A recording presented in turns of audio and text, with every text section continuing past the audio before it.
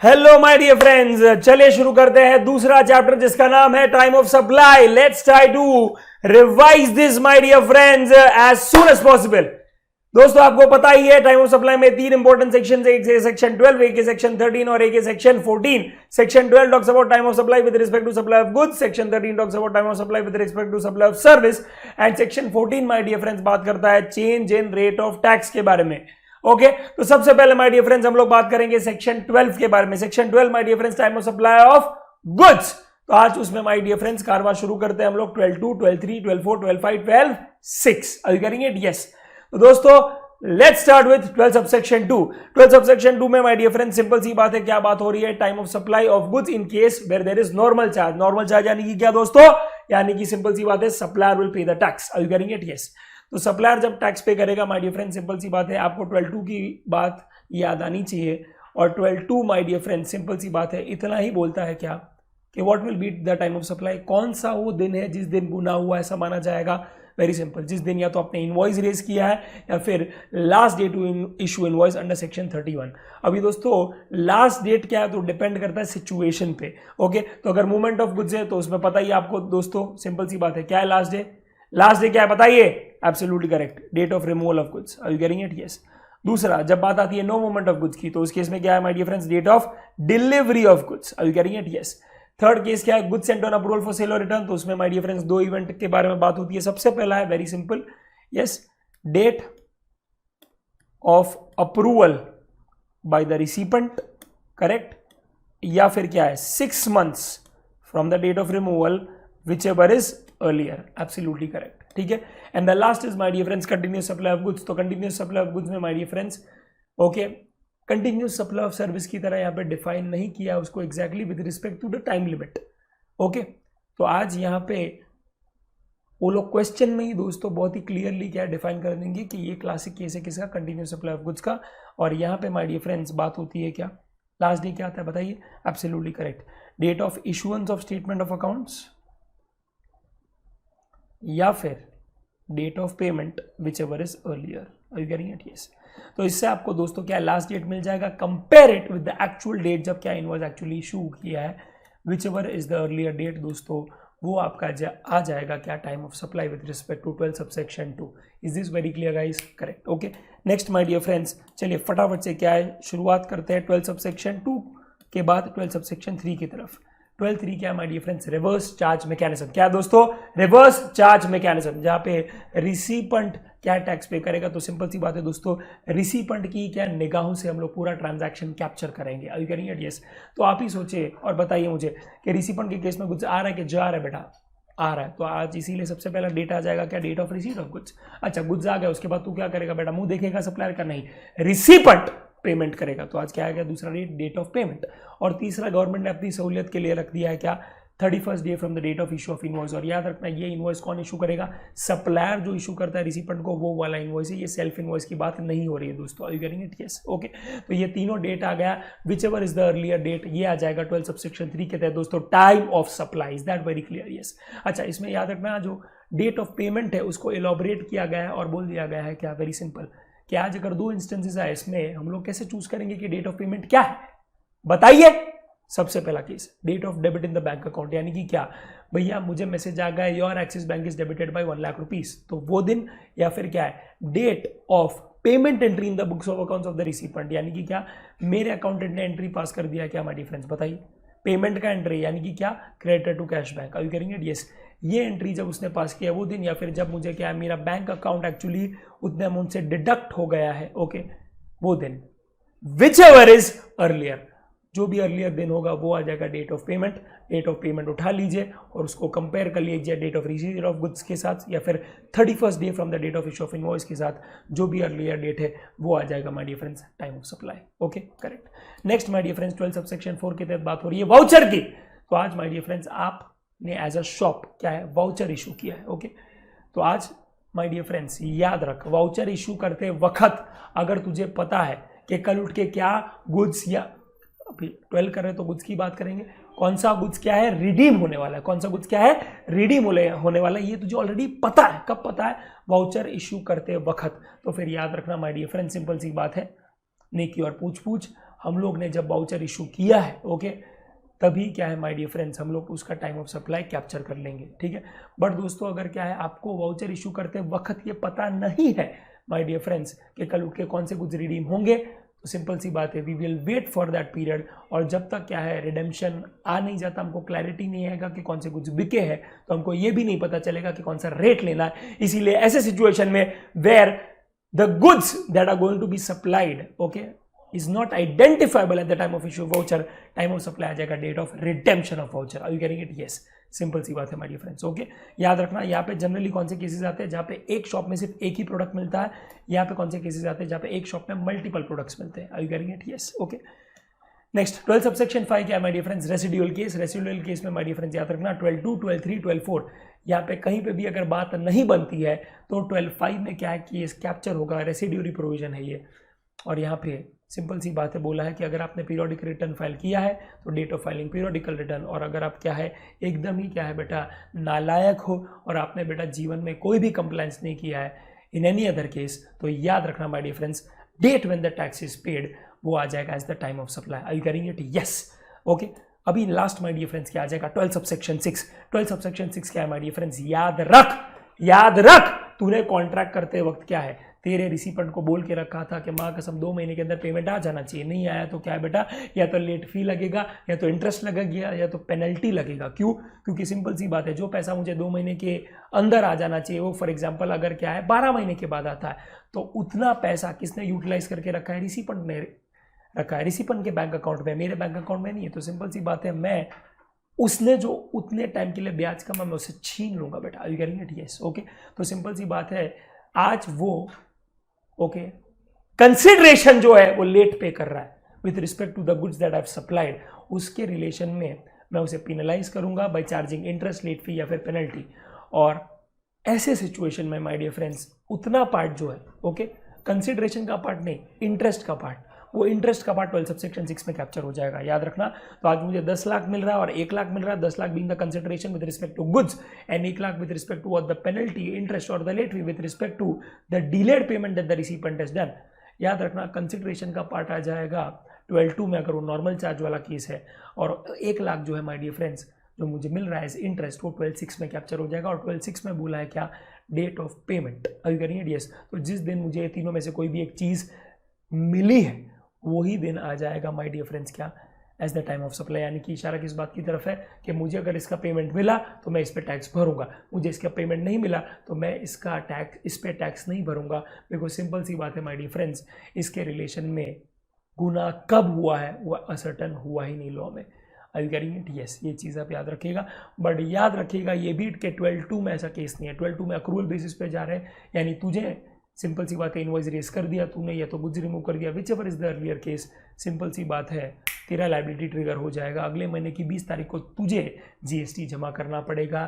फर्क नहीं पड़ता इस बात से कि तूने रिसिपेंट से पेमेंट लिया कि नहीं। Are you getting it? Yes. तूने माल बेचा, तूने गुनाह किया है, तूने सप्लाई करने का गुनाह किया है, तुझे जीएसटी पे करना पड़ेगा। End of discussion. Are you getting it? Yes. तो यहाँ पे सेक्शन 12 खत्म होता है मेरे बंधु। Okay. Yes. Next my dear friends बात हम लोग करेंगे किसकी? With respect to section 13 that is time of supply in case of supply of services. तो आज याद रखना my dear friends very simple, section 13 subsection 2 my dear friends okay we have to read with 2 important sections 31(2) and 31(5). तो 31(2) के साथ जब हम read करते हैं हमको यही पता चलता है माय डियर फ्रेंड्स क्या कि अगर आपने इनवॉइस देखिए यहाँ पे सेक्शन 13(2) मैं बताता हूँ, क्रक्स बता देता हूँ आपको, उसका बेसिस सिर्फ इतना ही है सेक्शन 13(2) का इन जनरल कि अगर आपने इनवॉइस सही टाइम पे रेज किया तो इनवॉइस या payment whichever is earlier आ जाएगा। अगर आपने इनवॉइस सही टाइम पे रेज नहीं किया तो फिर date of provision of service और date of payment whichever is earlier आ जाएगा। Are you getting it? Yes. क्योंकि याद रखना सर्विस के केस में 3 ही इंपॉर्टेंट क्या है इवेंट्स होते हैं, date of issue of invoice, date of payment and date of provision of service. तो बस आप ये पैरामीटर को ध्यान रखो तो क्या लाइफ आपकी ईजी हो जाएगी। तो जब हम 13(2) दोस्तों रीड करते हैं 31(2) के साथ यस तो याद रखना गवर्नमेंट ने यही बोला है कि आज अगर आपने इनवॉइस जो है सही टाइम पे इशू कर दिया, और वो सही टाइम क्या है? Very simple, date of provision of service के पहले या फिर उसके बाद पर 30 दिन के अंदर ओके आपने अगर इस तरह से रेज कर दिया तो date of issue of invoice या date of payment whichever is earlier आ जाएगा। एंड दोस्तों अगर क्या है आपने date of provision of service के 30 दिन बाद क्या इनवॉइस रेज किया, तो आपने वो गलत टाइम पे इनवॉइस रेज किया, इसीलिए हम लोग यहाँ पे date of provision of service and date of payment के साथ चले जाएंगे। Are you getting it? Yes, okay. और दोस्तों याद रखना यहाँ पे सिंस डेट ऑफ पेमेंट का नाम आया ही है, तो आज यहाँ पे एक्सप्लेनेशन भी है जो बीच में आ जाएगा, जो बोलेगा क्या कि डेट ऑफ पेमेंट किसे बोला जाएगा, date of credit in the bank account या फिर क्या date of payment entry in the books of accounts of supplier, यानी ये कौन सा एंट्री होगा, कैश बैंक टू डेटर्स वाला। Are you getting it? Yes, ये एंट्री जो है my dear friends whichever is earlier जो इवेंट होगा वो डेट ऑफ पेमेंट आ जाएगा, फिर आप कंपेयर कर लो इनवॉइस के साथ या फिर क्या प्रोविजन के साथ, जो भी क्या है सही है। Are you getting it? Yes, okay. यहाँ पे एक छोटा सा पॉइंट है with respect to my dear friends, वो 500 रुपये वाला, ठीक है। तो यहाँ पे एक चीज़ याद रखना, क्या गवर्नमेंट ने स्पेसिफिकली प्रोविजन बना दिया है क्या कि अगर आपने एक्सेस पेमेंट किया है और वो एक्सेस पेमेंट आपने जो किया है वो 1000 रुपये तक का है, तो फॉर एग्जांपल बिल आपका कितने का था 4800 का, पर आपने पेमेंट कितना किया 5000 का, तो 200 रुपया एक्सेस किया है, तो that is an amount which is an excess amount but which is up to 1000। Are you getting it? Yes. तो डेफिनेटली यहाँ पे 200 रुपये की बात की है, तो 200 रुपये की बात ऐसी की है कि आज definitely this is in relation to what the supply that is going to happen in the next month और द नेक्स्ट पीरियड। तो गवर्नमेंट ने क्या बोला है कि उसको एडवांस मत गिनना in relation to the service you are about to give. इसको क्या कर लेना, वेरी सिंपल, DOI या DOP whichever is earlier मत गिनना, सीधा क्या है DOI ही लेना, और अगले मंथ में जब आप क्या है इनवॉइस रेज करेंगे, ओके, सिंपल सी बात है माय डियर फ्रेंड्स, तभी उसका टाइम ऑफ सप्लाई आप गिन लेना। Are you getting it? Yes, so that supplier के लिए बहुत कन्वीनियंट हो जाएगी। Are you getting it? Yes, okay. Next my dear friends, यहाँ पे सिंपल सी बात है, क्या है बताइए, 13 सबसेक्शन 2 रेड विथ 31(5). तो यहाँ पे 3 केसेस आते हैं 31(5) में, इफ यू रिमेंबर 3 केसेस आते हैं। व्हेन द ड्यू डेट, ये तो पहले तो कौन सा केस है, कंटिन्यूअस सप्लाई ऑफ सर्विस है। कौन सा केस है ये, कंटिन्यूअस सप्लाई ऑफ सर्विस, जहाँ पे आपको पता ही है दोस्तों क्या है, अपना अगर आपने रेकरेंट बेसिस में क्या है कोई सर्विस दिया which is more than 3 months, तो कंटिन्यूअस सप्लाई ऑफ सर्विस। और वहां पे दोस्तों लास्ट डेट क्या आता है, लास्ट डेट क्या आता है जिसके पहले इनवॉइस रेज कर देना चाहिए, बताइए। Very simple, due date of payment is ascertainable है तो उस केस में ऑन और before due date of payment, if it is not ascertainable तो फिर उस केस में डेट ऑफ पेमेंट। और अगर पेमेंट जो है, अगर पेमेंट है वो लिंक्ड है किसके साथ, कंप्लीशन ऑफ इवेंट के साथ, तो उस केस में क्या आ जाएगा माय डियर फ्रेंड्स, ऑन और before date of completion of event. Are you getting it? Yes, तो ये लास्ट डेट है, इसके पहले इनवॉइस रेज हो जाना चाहिए।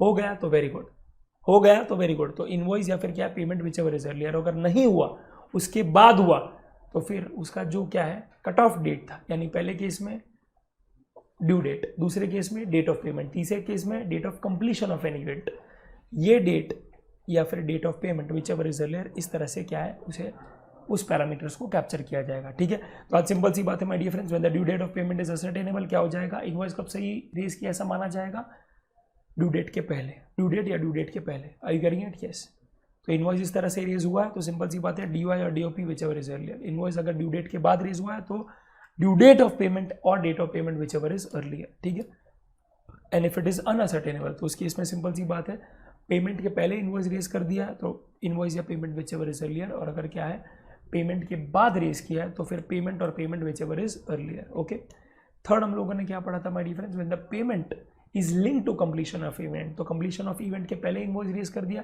तो इनवॉइस या payment whichever is earlier, और उसके बाद रेज किया है तो date of completion of an event या फिर क्या date of payment whichever is earlier. Are you getting it? Yes, तो यहाँ पे दोस्तों हम लोग ने खात्मा कर दिया किसका, 13 सबसेक्शन 2 का। Are you getting it? Yes. अभी दोस्तों 13(3) की बात करते हुए with respect to reverse charge mechanism, दोस्तों यहाँ पे याद रखना, ज्यादा दिमाग नहीं लगाना है, this is very much in alignment with what my dear friends, बताइए, this is very much in alignment with okay which we have already done with respect to okay 12(3). तो आज यहाँ पे याद रखना सबसे पहला इवेंट है क्या, देखिए यहाँ पे date of receipt of service तो हो नहीं सकता because you can not track service, इसलिए सीधा बात करेंगे डेट ऑफ पेमेंट का या फिर 61 days from the date of issue of invoice. और इनवॉइस भी किसने किया, सप्लायर ने रिसीवेंट को इशू किया, वो वाला इनवॉइस है विच एवर इज अर्लियर। और ऑब्वियसली यहाँ पे पेमेंट क्या है, 2 भाग में विभाजन होगा उसका, और वो विभाजन किस बात का होगा my dear friends, date of debit in the bank account या फिर क्या date of payment entry in the books of accounts of recipient whichever is earlier. ठीक है, डन। अच्छा, इसमें याद रखना एक प्रोविजो भी आ जाता है दोस्तों, और प्रोविजो क्या बोलता है कि अगर आज यहाँ पे सप्लायर और रिसीपेंट के बीच में जो संबंध है बेटा, क्या है बेटा, संबंध है, वो एसोसिएटेड एंटरप्राइज वाले हैं। एंड दूसरा माय डियर फ्रेंड्स क्या है, सिंपल सी बात है, ओके सप्लायर है आउटसाइड इंडिया, रिसीपेंट है इन इंडिया, तो उस केस में प्रोविजो ट्रिगर हो जाएगा।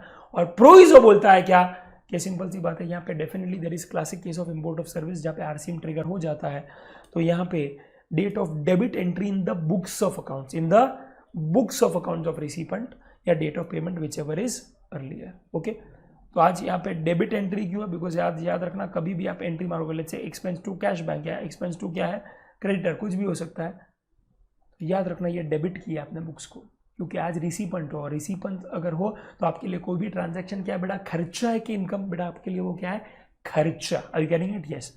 और खर्चा हमेशा क्या करते हैं बेटा, debit the receiver, credit the giver, debit what comes in, debit what goes out, credit what goes out, debit all expenses and losses, credit all incomes and gains.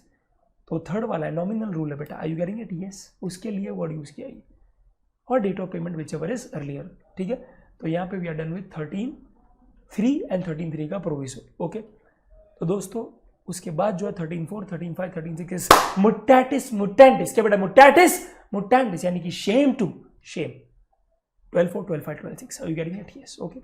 तो now we will directly, my dear friends, hop on to what? बताइए, section 12 नहीं, section 13 नहीं, section 14. Are you getting it? Yes. That is change in rate of tax. Let's see, my dear friends, कि यहाँ पे इशारा किस बात की तरफ है।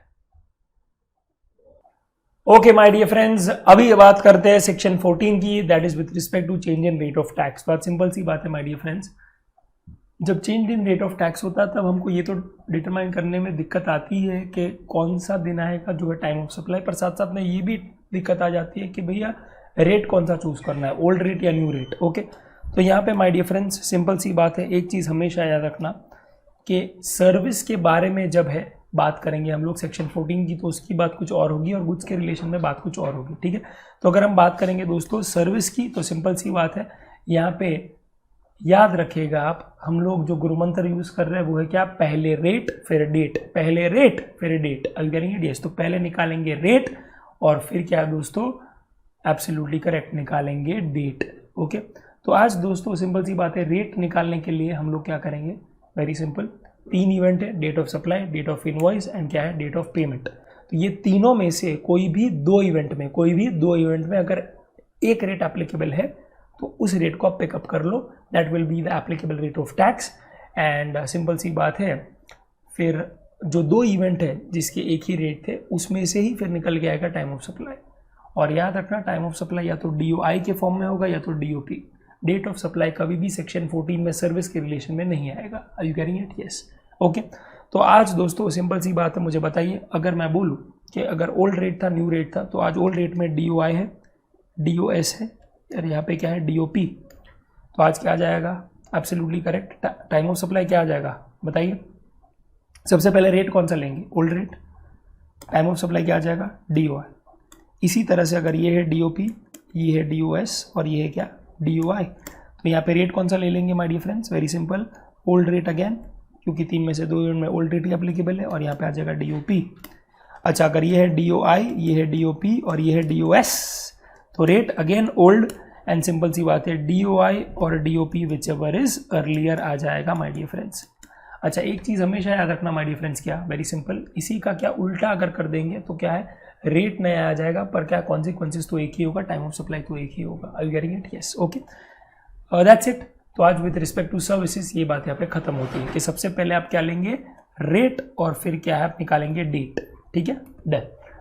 अच्छा, बात जब आती है गुड्स की, तो उस केस में सिंपल सी बात है, date of issue of invoice. Okay, या फिर क्या है माय डियर फ्रेंड्स, यहाँ पे देख लीजिए, date of issue of invoice या फिर क्या last date whichever is earlier will be my dear friends the way in which we will actually figure out time of supply. और जो भी यहाँ पे क्या है आपका टाइम ऑफ सप्लाई आ जाता है, बस उसी के दिन का आप क्या है रेट देख लीजिए, वो आपका हो जाएगा एप्लीकेबल रेट।